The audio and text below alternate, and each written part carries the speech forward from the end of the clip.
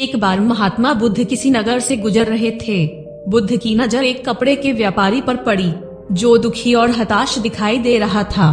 तब बुद्ध चलकर उनके पास गए और पूछा कि हे भांते, तुम इतने उदास क्यों हो?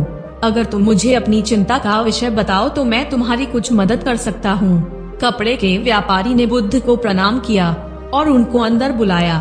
उस व्यापारी ने कहा कि जब से मेरी पत्नी की मृत्यु हुई है, तब से मेरे घर पर मेरे छोटे बेटे की देखभाल के लिए कोई नहीं है। इसीलिए मैं हमेशा उसको अपनी दुकान पर लेकर आता हूँ। लेकिन मेरी दुकान पर आने वाले हर ग्राहक की पगड़ी को मेरा दुष्ट बेटा उछाल कर फेंक देता है और कभी कभी उनका झोला उठाकर बाहर फेंक देता है। मैंने उसको बहुत समझाया लेकिन समझता ही नहीं। इसकी इन्हीं बुरी हरकतों की वजह से मेरे सारे ग्राहक खुद को अपमानित मानकर वापस चले जाते हैं।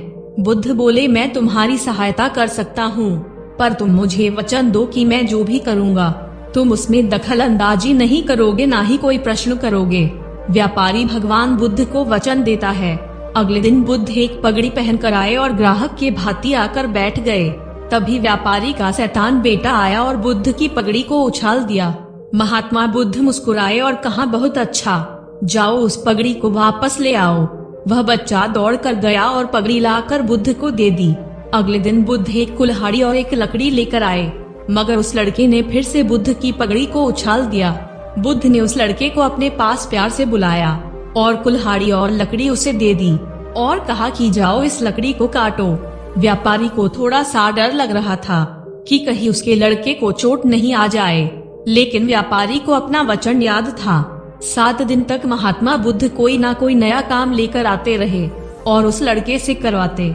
शीघ्र ही वह लड़का भूल गया कि उसको किसी की पगड़ी उछालनी है और वो लड़का उसके बाद किसी की पगड़ी नहीं उछालता। व्यापारी यह सब देखकर बहुत खुश हुआ और बुद्ध को धन्यवाद दिया। दोस्तों, इस कहानी का और मन को वश में करने का कोई विशेष संबंध नहीं है, लेकिन अगर हम अपने मन को अपने हिसाब से काम नहीं करवाएंगे तो मन अपने हिसाब से काम करेगा। मन नस में हो सकता है यदि हम मन को अपने अनुसार चलाए।